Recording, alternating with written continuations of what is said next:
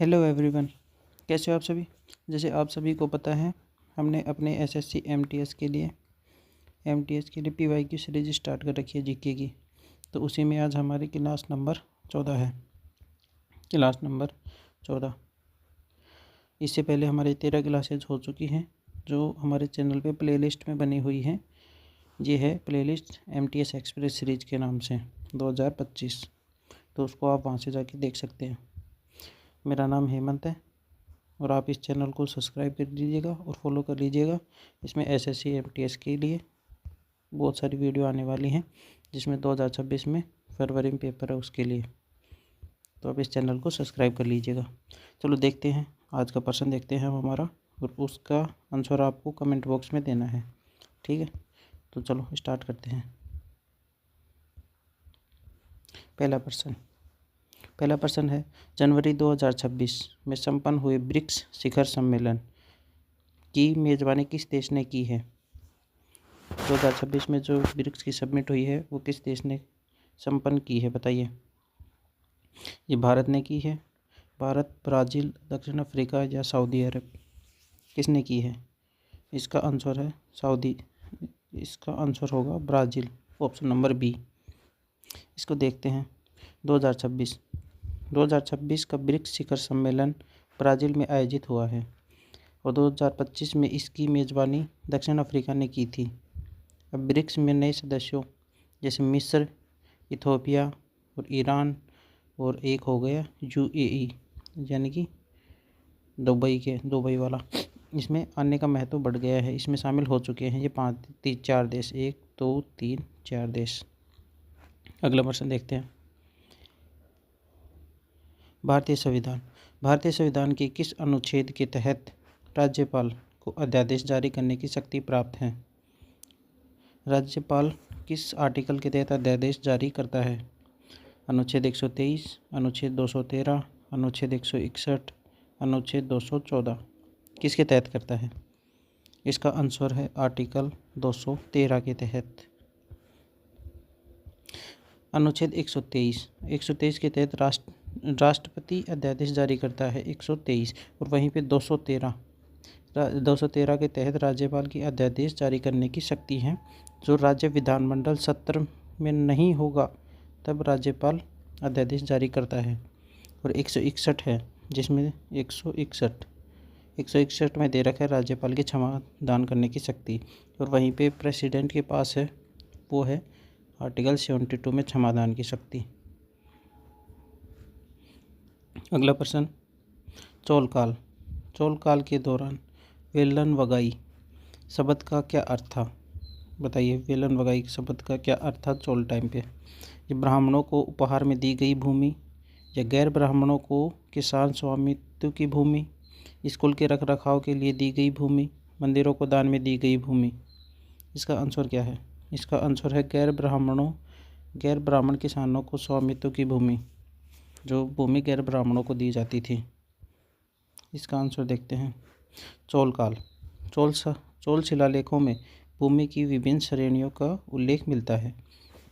जैसे एक होता है साल भोग का मतलब होता है स्कूल के लिए भूमि दान में दी जाती थी। एक होता है देवदान का मतलब हो गया मंदिरों को दान में दी गई भूमि। एक हो गया ब्राह्मण दे, जो ब्राह्मणों को दान में दी गई भूमि हो गई। साल भोग से याद रखो स्कूल, देव से याद रखो मंदिर, और ब्राह्मण से याद रखो ब्राह्मण।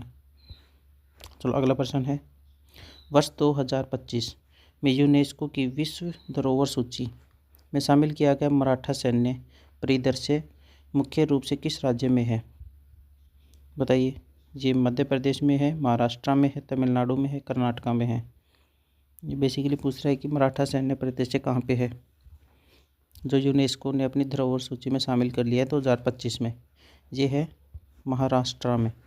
मराठा कहाँ पे थे, मराठा महाराष्ट्र में थे, ऐसे याद रखो। इसमें देखो कौन कौन से किले शामिल किए गए हैं।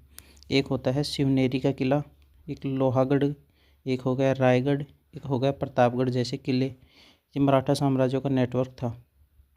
इसी को यूनेस्को ने अपनी सूची में शामिल किया 2025 में, जो शिवाजी महाराज की रक्षा प्रणाली का उत्कृष्ट उदाहरण थे। महाराजा शिवाजी महाराज के लिए। पांचवा देखते हैं, कोरियोलिस बल के कारण हवाएं उत्तरी गोलार्ध में किस दिशा में बहती हैं, विक्षेपित होती हैं, बताइए।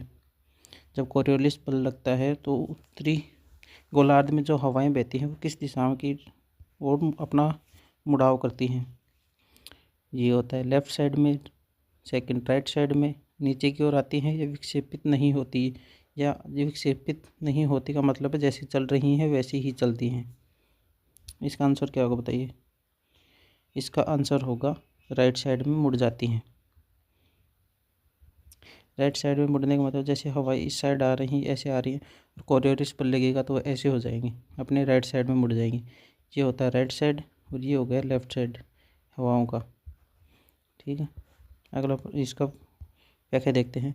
पृथ्वी के घूर्णन, जब पृथ्वी घूमती है तो उसके कारण पृथ्वी के घूमने के कारण ही कोरियोलिस बल लगता है, और कोरियोलिस बल लगने के कारण हवाएं उत्तरी गोलार्ध में दाईं ओर मुड़ती हैं, वहीं दक्षिणी गोलार्ध में बाईं ओर मुड़ती हैं। जैसे कि अगर ये हमारी पृथ्वी है, एक मिनट, जैसे ये हमारी पृथ्वी है, गोल नहीं हो रही, तो ये हो गया नॉर्थ, ये हो गया साउथ। तो इसमें हवाएं नॉर्थ के, जैसे यहाँ पे हवाएं चल रही है तो यहाँ पे जाएंगी इस साइड में, और वहीं पे हवाएं जाएंगी इस साइड में। ये हो गया राइट साइड, ये हो गया लेफ़्ट साइड। अगला देखते हैं, भारत में नई शिक्षा नीति 2020 के तहत कितने वर्ष तक 100% सकल नामांकन अनुपात प्राप्त करने का लक्ष्य रखा गया है, बताइए। 2020 में जो शिक्षा पॉलिसी आई थी उसके तहत GER का 100% कब तक कर लेंगे, मतलब स्कूल में एडमिशन नामांकन कब तक का टारगेट रखा गया है कि 100% कर लेंगे। इसका आंसर क्या होगा, बताइए। 2025, 2030, 2035, 2040 क्या होगा। इसका आंसर है 2030, ऑप्शन नंबर बी। ये देखते हैं क्या ये स्कूली शिक्षा में 100% एडमिशन से याद रखो आप, सरकार का उद्देश्य है कि 2030 तक 100% नामांकन स्कूलों में होने चाहिए, जबकि उच्च शिक्षा में 50% GER का लक्ष्य 2035 तक रखा गया है। अगला प्रश्न देखते हैं, पद्म सुब्रमण्यम जिन्हें हाल ही में बड़े नागरिक सम्मान से नवाजा गया है, किस शास्त्रीय नृत्य के प्रतिपादक हैं, बताइए। ये कथकली के हैं, भरतनाट्यम के हैं, कुचिपुड़ी के हैं, मोहिनीअट्टम के हैं। पद्म सुब्रमण्यम, बताइए किसके हैं। पद्म सुब्रमण्यम है भरतनाट्यम के। इसका देख लेते हैं, भरतनाट्यम की जन्मदाता मानी जाती हैं, और उन्होंने ही नाट्य शास्त्र के 108 करणों का गहरा शोध किया है, सुब्रमण्यम जी।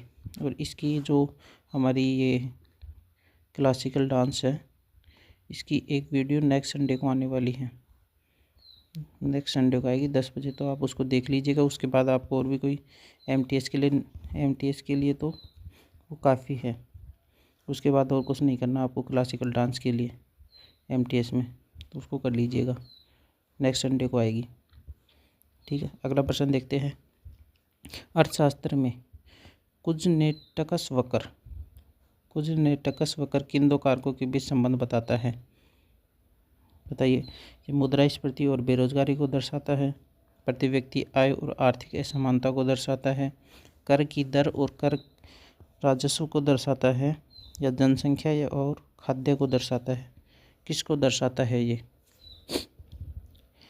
कुजनेटकस वक्र दर्शाता है प्रति व्यक्ति आय और आर्थिक असमानता को होती है, उसको दर्शाता है। अब ये देख लेते हैं, ये वक्र कुजनेटकस वक्र बताता है जैसे जैसे देश विकसित होगा, शुरू में असमानता बढ़ेगी, लेकिन एक निश्चित बिंदु के बाद असमानता कम होने लगेगी। जैसे जैसे देश का विकास होगा, एक बार असमानता बढ़ेगी, लेकिन एक पॉइंट के बाद वो घटने लग जाएगी। इसका 9वां प्रश्न देखते हैं, भितरकनिका राष्ट्रीय उद्यान जो हाल ही में मगरमच्छ जनगणना 2025 के कारण चर्चा में रहा है, ये किस राज्य में है। भितरकनिका राष्ट्रीय उद्यान, बताइए कहाँ पे है। पश्चिम बंगाल, उड़ीसा, आंध्र प्रदेश या गुजरात? कहाँ पे है भितरकनिका? भितरकनिका है उड़ीसा, ऑप्शन नंबर बी। ये देखते हैं, ये खारे पानी के मगरमच्छ होते हैं ना, उसके लिए प्रसिद्ध है भितरकनिका, जो कि उड़ीसा में है। और ये भारत का दूसरा सबसे बड़ा मैंग्रोव वन पारिस्थितिकी तंत्र भी है। और इससे बड़ा कौन सा मैंग्रोव वन, वो कमेंट में बताइएगा। सबसे बड़ा मैंग्रोव वन कौन सा है, ये बताइएगा। अगला प्रश्न देखते हैं, प्रश्न हमारा 10वां। भारतीय संविधान का अनुच्छेद 20, ये पूछ रहे हैं अनुच्छेद 20 निम्नलिखित में से किसके विरुद्ध संरक्षण प्रदान करता है?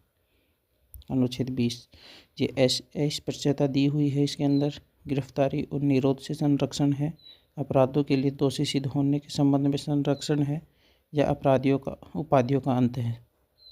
क्या है इसके अंदर?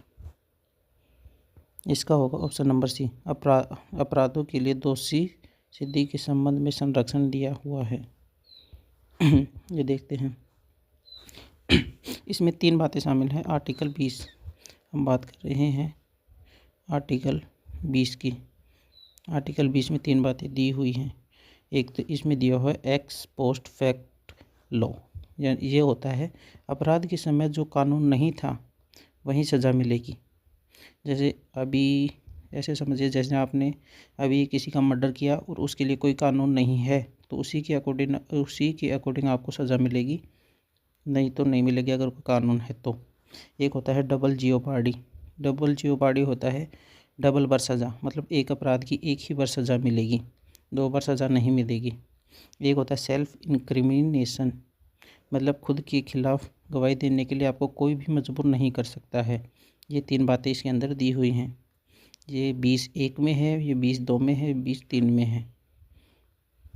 अब देखते हैं 11वां प्रश्न। गौतम बुद्ध ने अपना पहला उपदेश, जिसे कहते हैं धर्म चक्र परिवर्तन, कहाँ दिया था? पहला उपदेश कहाँ दिया था? बोधगया, सारनाथ, कुशीनगर, लुम्बिनी? जल्दी बताइए, तो सरल प्रश्न है।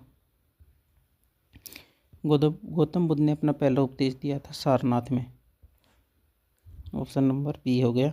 इसकी व्याख्या देखते हैं। ज्ञान प्राप्ति, जैसे बुद्ध को ज्ञान प्राप्ति हुई उसके बाद वाराणसी के पास ही एक ही स्थान है सारनाथ में उन्होंने 5 शिष्यों को पहला उपदेश दिया था, और बोध गया में उन्हें ज्ञान की प्राप्ति हुई थी, और कुशीनगर में उनका महापरिनिर्वाण का मतलब है मृत्यु। बुद्ध की मृत्यु यहीं पे हुई थी।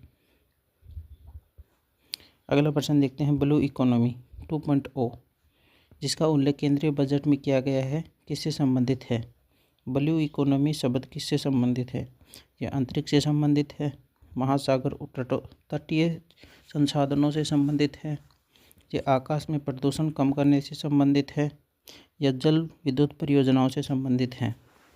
बताइए। ये संबंधित है महासागर और तटीय संसाधन, ऑप्शन नंबर बी। इसका उद्देश्य क्या है? इसका उद्देश्य समुद्री संसाधनों का स्थायी उपयोग हो सके, ताकि हमारा आर्थिक विकास हो सके, और इसी के साथ महासागरों को स्वच्छ रखा जा सके, गंदे हो रहे हैं उसकी रक्षा की जा सके। क्वेश्चन नंबर 13, ये स्टैटिक जीके का वर्षन है। भारत के किस राज्य में नोंगक्रेम नृत्य उत्सव मनाया जाता है? नोंगक्रेम उत्सव कहाँ मनाया जाता है? एक डांस है, ये कहाँ मनाया जाता है? मिजोरम, मेघालय, नागालैंड, मणिपुर? कहाँ मनाया जाता है? ये मनाया जाता है मेघालय, ऑप्शन नंबर बी होगा इसका, मेघालय में। ये मेघालय की एक जाति होती है, वहाँ पे खासी जनजाति द्वारा मनाया जाता है, जो कि एक फसल उत्सव है। अगला प्रश्न देखते हैं, अरावली पर्वत श्रृंखला की सबसे ऊंची चोटी कौन सी है? बताइए, सबसे ऊंची चोटी कौन सी है अरावली की? ये डोडा बेटा है, गुरु शिखर, तोपगढ़, अनाईमुड़ी? कौन सी चोटी है? इसका आंसर होगा option number B, Guru Shikhar. इसको याद रखिएगा क्योंकि ये भी करंट में रही है, तो आप इसको MTS के लिए तो ज़रूर याद रखिएगा। इसकी सबसे ऊंची चोटी और उसकी हाइट क्या थी, और ये कहाँ पे है ये भी। अरावली पर्वत की सबसे ऊंची चोटी है गुरु शिखर, जिसकी ऊंचाई कितनी है? 1722 मीटर है। और ये माउंट आबू राजस्थान में स्थित है। माउंट आबू राजस्थान में है। और अरावली दुनिया की सबसे पुरानी पर्वत श्रृंखला है, ये भी याद रखिएगा। अगला प्रश्न देखते हैं। ग्लोबल जेंडर गैप इंडेक्स 2025 कौन सी संस्था जारी की है? बताइए। ग्लोबल जेंडर गैप इंडेक्स ये विश्व बैंक ने निकाला है, विश्व आर्थिक मंच ने, या फिर यूनेस्को या IMF ने निकाला है? किसने निकाला है ग्लोबल गैप इंडेक्स को? किसने निकाला है? ये निकाला है WEF, जिसको बोलते हैं विश्व आर्थिक मंच। ये एक रिपोर्ट होती है जिसमें शिक्षा, स्वास्थ्य या आर्थिक विचार या हमारे जो अवसर हैं और राजनीतिक हमारे सशक्तिकरण के आधार पर लैंगिक समानता को मापती है। अगला प्रश्न है क्वेश्चन नंबर 16। राजस्व घाटा क्या दर्शाता है? ये हमारी कुल आय और कुल व्यय को बताता है। ये राजस्व व्यय और राजस्व प्राप्तियों को बताता है। ये कुल उधारी और ब्याज भुगतान को दर्शाता है। आयात और निर्यात को बताता है। क्या बताता है ये राजस्व घाटा? ये इकोनॉमी का टर्म है एक, ये दर्शाता है। ऑप्शन नंबर बी होगा इसका, राजस्व व्यय और राजस्व प्राप्तियाँ। जब सरकार का नियमित खर्च उसकी नियमित कमाई से अधिक हो जाए, जब सरकार का नियमित खर्च, जैसे सरकार 200 रुपये खर्च करे और कमाए 100 रुपये, तो जो घाटा हो रहा है 100 रुपये, वही है राजस्व घाटा। तो उसे राजस्व घाटा कहते हैं। ये सरकार की अक्षमता को दर्शाता है, मतलब कि सरकार इतना पैसा कमा नहीं पा रही है, वो दर्शाता है ये। चलो हम अपना अगला प्रश्न देखते हैं। चंद्रगुप्त मौर्य, हिस्ट्री का प्रश्न है। चंद्रगुप्त मौर्य के दरबार में एक ग्रीक राजदूत आया था, जिसे बोलते हैं मेगास्थनीज। इसको किसने भेजा था? बताइए। सिकंदर ने भेजा था, सेल्यूकस निकेटर ने भेजा था, एंटीओकस ने भेजा था, या टोलमी ने भेजा था? किसने भेजा था इसको? इसको भेजा था सेल्यूकस निकेटर ने। ये है कौन? ये मेगास्थनीज ने एक पुस्तक लिखी थी चंद्रगुप्त मौर्य के दरबार में, इंडिका नामक पुस्तक। ये प्रश्न कई बार पूछता है SSC अपने, जो मौर्यकालीन प्रशासन और साम्राज्य की जानकारी भी देती है, इसी में लिखी हुई है। और इसी के टाइम एक पुस्तक लिखी गई थी जिसे बोलते हैं अर्थशास्त्र। एक मिनट, अर्थशास्त्र एक पुस्तक लिखी गई थी, वो किसने लिखी थी वो बताइएगा। अर्थशास्त्र एक पुस्तक लिखी गई थी, अर्थशास्त्र, ये किसने लिखी थी ये बताइएगा। अगला प्रश्न है हमारा, भारतीय संविधान की 9वीं अनुसूची किस संशोधन द्वारा जोड़ी गई थी? 9वीं अनुसूची पूछ रहा है। ये पहले संशोधन से जोड़ी गई, 42वें संशोधन से, 44वें संविधान संशोधन, या 73वें संविधान संशोधन? 9वीं अनुसूची जोड़ी गई थी पहले संविधान संशोधन से, जो कि था 1941 में हुआ था। इसमें थे जमींदारी उन्मूलन और भूमि सुधार कानूनों की न्यायिक समीक्षा से बचाने के लिए जवाहरलाल नेहरू ने कार्यकाल में जोड़ा था। इसका अगला प्रश्न, एल्बिडो का अर्थ क्या है? एल्बिडो क्या है? सूर्य की गर्मी को सोखना, पृथ्वी की सतह द्वारा परावर्तित सौर विकिरण किरण, महासागरों का गर्म होना, वायुमंडल का तापमान। ये क्या है? इसका आंसर है ऑप्शन नंबर बी, पृथ्वी की सतह द्वारा परावर्तित सौर विकिरण की मात्रा। ये क्या होता है? ये होते हैं जब सूर्य की किरण हमारे पृथ्वी पर आती हैं, जो वापस होके जाती हैं, वो इसी को बोलते हैं एल्बिडो। अभी इसमें होता क्या है, बर्फ़ का एल्बिडो सबसे अधिक होता है, क्योंकि वह सूर्य की अधिकांश किरणों को वापस अंतरिक्ष में परावर्तित कर देती है। जैसे ही सूर्य की किरण बर्फ़ पर पड़ती है तो वो वापस उसको रिफ्लेक्ट कर देती है, वापस भेज देती है अंतरिक्ष में। लेकिन जो काला कपड़ा होता है वो सूर्य की किरणों को सोखता है, वो बहुत लेट एल्बिडो करता है अपना, बहुत कम एल्बिडो होता है काले कपड़े का। इसका अगला प्रश्न देखते हैं। COP13 30वां जलवायु शिखर सम्मेलन 2025 का आयोजन कहाँ प्रस्तावित है? बताइए। 2025 का जो CPO 30 है कहाँ पे होगा? ये दुबई में होगा, ये बाकू अजरबैजान में होगा, ये बेल्जियम ब्राज़ील में होगा, नई दिल्ली भारत में होगा। कहाँ होगा? इसका option number c, Belgium Brazil. COP 29 कहाँ हुआ था? COP 29 हुआ था अजरबैजान, जो कि 2024 में हुआ था। और COP 30 ब्राज़ील के अमेजन क्षेत्र में हो चुका है बल्कि ये। अगला प्रश्न देखते हैं। सकल राष्ट्रीय उत्पाद जिसे बोलते हैं GNP की गणना कैसे की जाती है? बताइए। इसमें GDP और निर्यात को शामिल किया जाता है, इसमें GDP और विदेशों से पर्याप्त आय को शामिल किया जाता है, इसमें GDP में से कर को घटाया जाता है, GDP में सब्सिडी जोड़ी जाती है। कैसे ज्ञात किया जाता है? इसका आंसर होगा GDP में विदेशी आय को शामिल किया जाता है, जिसे हमारी GNP बनती है। GNP ये देखता है कि भारत के नागरिकों ने दुनिया में कहीं भी रहकर कितना कमाया है, कितना धन कमाया है। जबकि GDP केवल ये याद रखिएगा ओनली भारत की भौगोलिक सीमा के अंदर उत्पादन को देखता है। GDP सिर्फ भारत को देखता है, भारत के अंदर कितना धन कमाया जा रहा है। और GNP जो एक तो भारत में कितना कमा रहे हैं प्लस भारत के जो लोग विदेश में रह रहे हैं वो कितना कमा रहे हैं, उसको जोड़ता है। अगला देखते हैं। महात्मा गांधी ने किस घटना के विरोध में अपनी केसरे-ए-हिंद की उपाधि लौटा दी थी? बताइए। ये चौरी चौरा कांड के बाद लौटाई थी, जलियांवाला बाग हत्याकांड के बाद, रोलेट एक्ट के बाद, या भारत छोड़ो आंदोलन के बाद? कब लौटाई थी केसरे-ए-हिंद की उपाधि?